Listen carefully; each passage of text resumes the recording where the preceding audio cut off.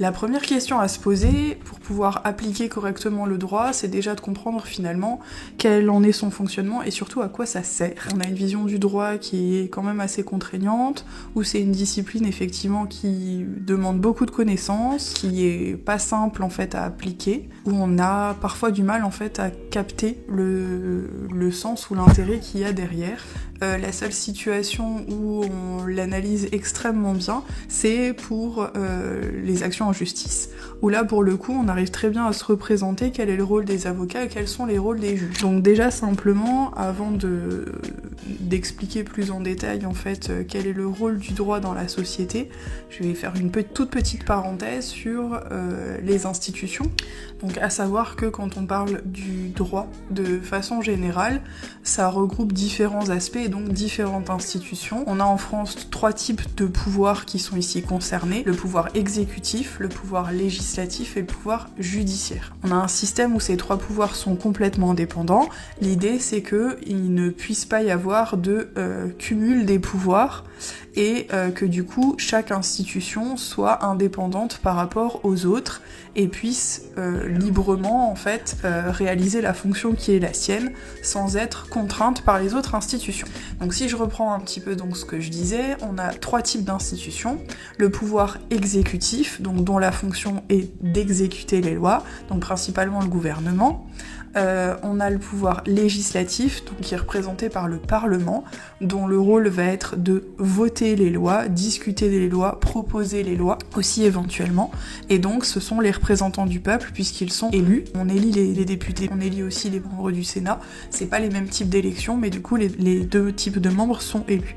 Et enfin, on a le pouvoir judiciaire, donc un pouvoir indépendant, qui va avoir pour fonction derrière de fixer en fait les règles de droit, appliquer éventuellement les sanctions, venir préciser des choses qui ne sont pas claires dans les textes de loi, puisqu'il y a énormément de textes qui existent, sauf que, on va le voir justement, on va en parler quand on va expliquer à quoi sert le droit, parfois il y a des difficultés particulières d'application, et donc les juges ont une fonction à ce titre-là. Je repars en arrière un petit peu sur le fonctionnement chronologique et un petit peu sur l'histoire, c'est un bien grand mot, mais un peu sur de l'histoire. Si on prend un fonctionnement classique dans le règne animal, puisque finalement on en fait partie aussi, on a un fonctionnement initial qui est basé sur la loi du plus fort, où finalement la règle est très claire. Pour avoir le pouvoir, en fait, il faut être celui qui a le plus de puissance, et donc notamment le plus de puissance physique.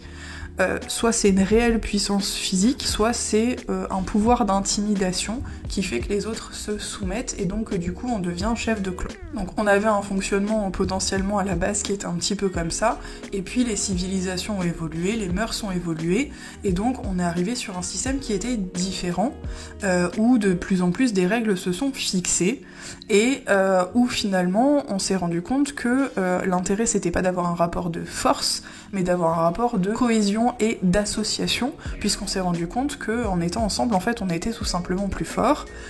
J'en ai parlé dans certaines vidéos, notamment sur la partie économique, mais on est quand même face à des prédateurs naturels, à des animaux qui sont beaucoup plus forts que nous, donc on s'est rendu compte qu'il fallait s'associer pour pouvoir avoir une puissance, en fait, de groupe.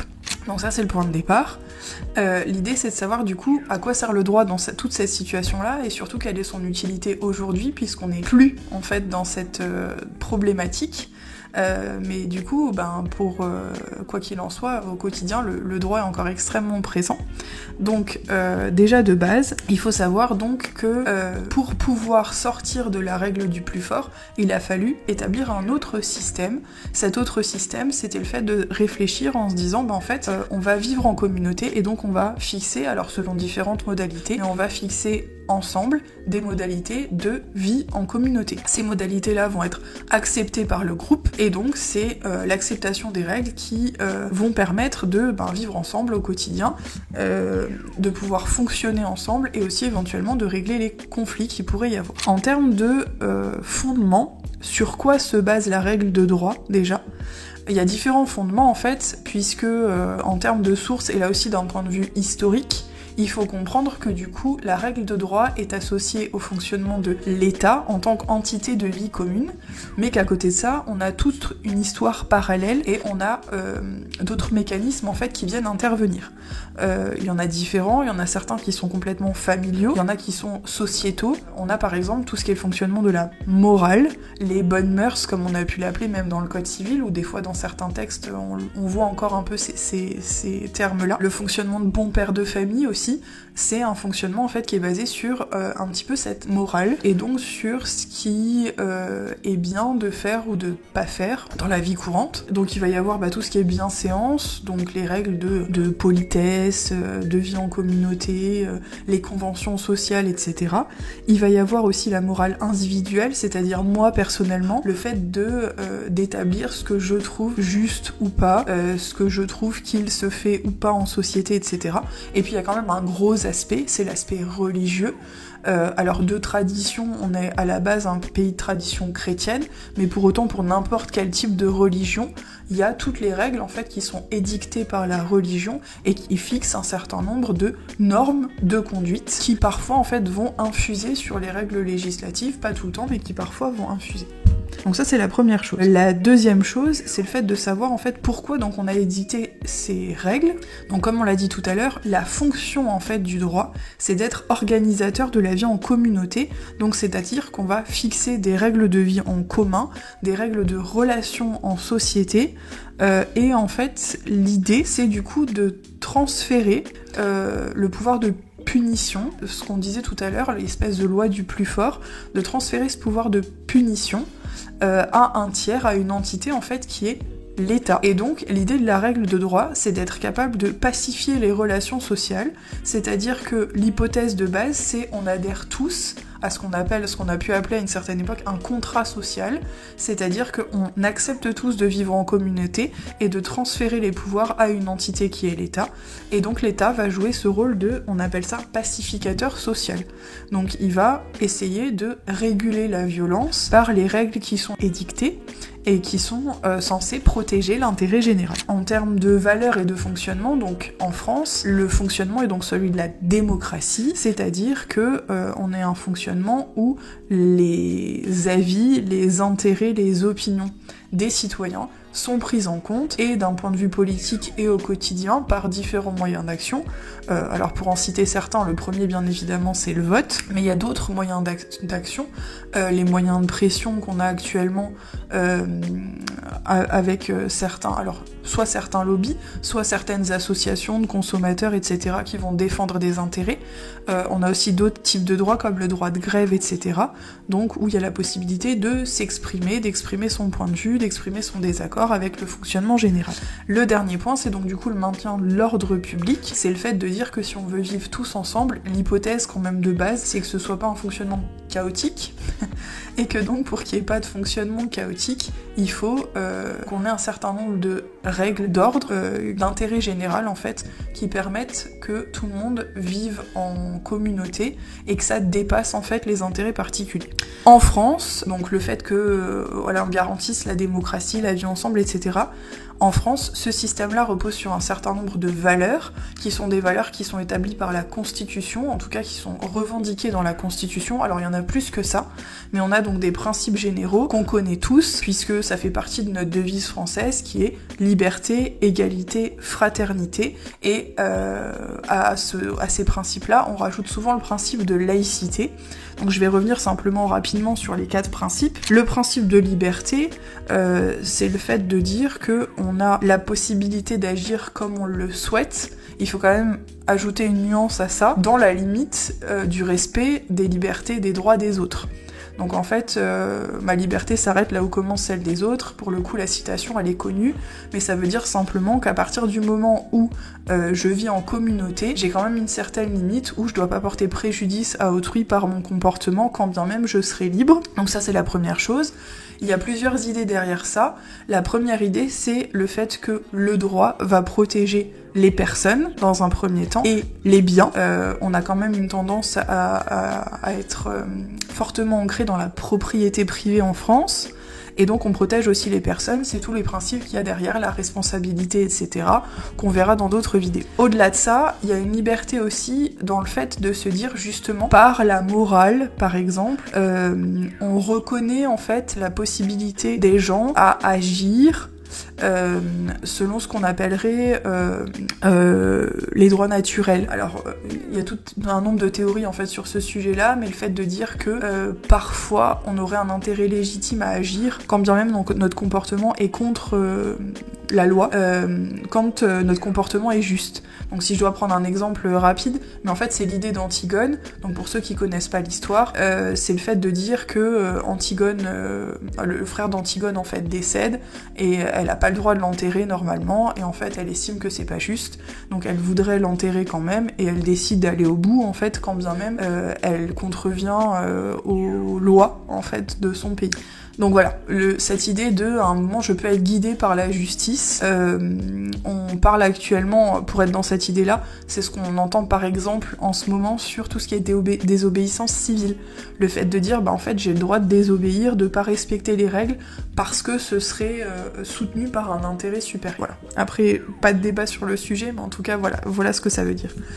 L'égalité, c'est simplement le fait d'avoir une égalité de traitement, donc le fait d'avoir tous les mêmes droits, les mêmes devoirs dans les mêmes conditions. Il y a simplement un débat sur ce sujet-là, le fait de savoir est-ce qu'il est vraiment question d'égalité, c'est-à-dire la même chose pour tout le monde, ou d'équité, c'est-à-dire de tenir compte en fait des spécificités de chacun pour que au final les gens soient placés dans la même situation, quand bien même à la base en fait ils ont des particularités et des différences. Ensuite, donc le principe de fraternité, c'est simplement, alors pour le dire en d'autres termes, finalement l'expliquer différemment, c'est le fait simplement de faire preuve de solidarité et d'entraide. Et donc je vais m'arrêter un tout petit peu sur le principe de laïcité, parce que celui-ci est plus compliqué, peut-être plus méconnu, alors bizarrement c'est un petit peu ambivalent, mais et à la fois plus médiatisé et à la fois plus méconnu, en tout cas peut-être peu mal expliqué. Le principe de laïcité, c'est un principe de neutralité. Il faut savoir donc qu'avant, on était un pays de tradition catholique, et que du coup, on avait un lien fort entre l'État et la religion, ce qui n'a plus été le cas, puisqu'il y a eu séparation entre l'Église et l'État. Et donc, le principe de laïcité est un principe de liberté, quelque part, de dire finalement, chacun a la possibilité de choisir et d'exercer le culte de son choix, sans qu'il y ait intervention de l'État et qu'il y ait encadrement, en tout cas, par l'État. Ça, c'est le principe de base de laïcité. Ça a différentes applications. L'idée derrière ce principe de laïcité, c'est de se dire, on a un espace neutre de vie en communauté où toutes nos croyances personnelles, que ce soit religieuses, politiques, philosophiques, n'ont pas à interférer, et donc que ça permette en fait de se retrouver à certains ensembles sur des valeurs communes qui sont des valeurs républicaines laïques, ce qui n'empêche personne d'avoir par ailleurs ses convictions, son fonctionnement, etc. Mais du coup que ce soit hors de ce cadre-là. L'idée aussi derrière, c'est du coup de se dire que malgré les différences qu'on peut avoir, encore une fois à quelque niveau que ce soit, on arrive à se retrouver et à fonctionner ensemble malgré ces différences et grâce en fait à ces différences, et qu'en fait on en fait une richesse. C'est ça l'idée du principe de laïcité, de pas se renfermer en fait sur un fonctionnement où on se regroupe uniquement par idées philosophiques, idées politiques, idées, cultes en fait qu'on va avoir les uns les autres, mais qu'en revanche on arrive à trouver entre guillemets un terrain d'entente, en tout cas un terrain de vie en communauté neutre. Voilà, avec une application donc du coup particulière pour l'école qui m'intéresse un petit peu. Ensuite, par rapport à comment est-ce qu'on fait, parce que finalement, voilà, pour l'instant on a expliqué qu'il y avait des fondements pour la règle de droit, on a expliqué que l'idée c'était d'organiser la vie en société, de pacifier en fait la vie en société, qu'il y avait un certain nombre pour ça de principes généraux qui sont nos propres principes généraux, qui sont pas forcément les mêmes dans chaque état. Et donc l'idée c'est comment on fait. C'est-à-dire que d'une part, on a un fonctionnement concret du quotidien, c'est-à-dire qu'on a une multitude de personnes, on a une multitude de situations, et à côté de ça, on a une volonté de régir et d'encadrer en fait les choses. Donc pour ce faire, il va falloir trouver des mécanismes en fait qui vont permettre de fixer des règles qui vont s'appliquer à tous. Et donc pour ça, la règle de droit en fait est faite de telle manière qu'elle s'applique aux gens, aux biens, aux situations, selon des critères qui sont objectifs, et où ensuite l'exercice en fait va être de vérifier par rapport à ce qui se passe concrètement si on rentre dans ces critères objectifs là. Donc finalement, entrer en droit, c'est un petit peu comme apprendre une langue étrangère, comme apprendre à faire du code en informatique. C'est le fait de comprendre que c'est un changement de vocabulaire. Ça veut pas dire qu'on change les faits, ça veut dire que c'est une certaine manière de les exprimer. D'ailleurs, tous ceux qui sont juristes, qui travaillent en fait sur le contenu, les textes de loi, le sens des mots aussi, c'est extrêmement important pour les juristes, comprennent en fait tout le travail qu'il y a derrière et ce que c'est de faire du droit. Donc si je reprends le principe de la règle, on va fixer des règles qui sont abstraites et générales, puisqu'elles s'appliquent à personne en particulier et à tous en même temps. Et on va avoir donc derrière des situations concrètes, subjectives, et il va falloir en fait vérifier l'application ou pas des critères, et en fonction de ça, d'en tirer les conséquences que la loi et les différentes règles de droit vont fixer. À savoir donc simplement que cette règle de droit, si je reprends ce que j'ai dit tout à l'heure, c'est-à-dire les fonctions, le fait que c'est l'État qui est censé être pacificateur social, etc., la spécificité de la règle de droit, c'est que du coup, on donne à l'État la possibilité de sanctionner les comportements sur différents plans. Ça aussi, on en parlera dans d'autres vidéos, mais du coup, il y a possibilité de sanctionner sur différents terrains, soit sur le terrain contractuel, quand il y a un accord entre les parties, soit sur le terrain extra-contractuel, donc simplement sur des situations de fait, on appelle ça délictuel, et aussi sur le terrain pénal, c'est-à-dire lorsque la loi a fixé que certains comportements sont répréhensibles, et donc ils sont pas tolérés par la collectivité. Ensuite, au niveau de la légitimité, pourquoi en fait est-ce qu'on accepte quelque part que les règles de droit nous soient appliquées ? Pourquoi est-ce qu'il n'y a pas de contestation en fait quand il y a une action en justice ? Pourquoi les gens se révoltent pas quand quand vous avez une amende à payer ? C'est simplement parce que dans un premier temps, la règle de droit, elle a la légitimité juridique. Donc c'est-à-dire que c'est l'autorité légitime, c'est dû au fonctionnement de la vie en société, c'est pour ça en fait que on accepte l'application de la règle de droit. La deuxième, c'est une légitimité sociale, c'est-à-dire que, au fond, par l'histoire qu'on peut avoir, par le fonctionnement qu'on a au quotidien, on comprend bien l'intérêt général. Je parle pas de une règle en particulier, est-ce qu'on est d'accord avec telle ou telle règle, mais de manière générale, on comprend l'intérêt social, en fait, d'avoir un certain nombre de règles de vie en communauté, et du coup, on voit derrière pourquoi est-ce qu'il faut qu'il y ait des conséquences et pourquoi est-ce qu'il faut que ce soit sanctionné. Il y a une vocation et punitive et de réparation et parfois aussi un petit peu éducative dans ces règles-là. Et donc le dernier point, c'est l'autorité de sanction, donc ce qu'on disait tout à l'heure. Pour reprendre une expression de Max Weber, on dit en fait que l'État a le monopole de la violence légitime, c'est-à-dire que c'est la seule possibilité qu'on a qui est autorisée par l'État de sanctionner des comportements. Simplement donc, pour aller un peu plus dans le détail, on a parlé donc des différentes fonctions de la légitimité, etc. On expliquera aussi plus en détail comment ça fonctionne concrètement. Pour l'expliquer très simplement, on a un certain nombre de règles juridiques qui émanent de différentes instances, puisqu'il va y avoir des règles juridiques qui émanent du pouvoir exécutif, des règles juridiques qui émanent du pouvoir législatif et des règles juridiques qui émanent du pouvoir judiciaire. Donc on parle de la jurisprudence. Et on comprend bien du coup que si on a trois instances qui ont toutes les trois l'aptitude à créer du droit, il faut à un moment harmoniser le fonctionnement de ces règles-là et il va falloir du coup expliquer, fixer justement des règles de fonctionnement pour savoir ce qu'on fait, comment est-ce qu'on applique les différentes règles créées par les différentes instances. Voilà pour les fonctions du droit, c'était une petite introduction. J'espère que ça vous a permis de savoir un petit peu mieux comment ça fonctionne et surtout à quoi ça sert tout ce qu'on fait au niveau du droit.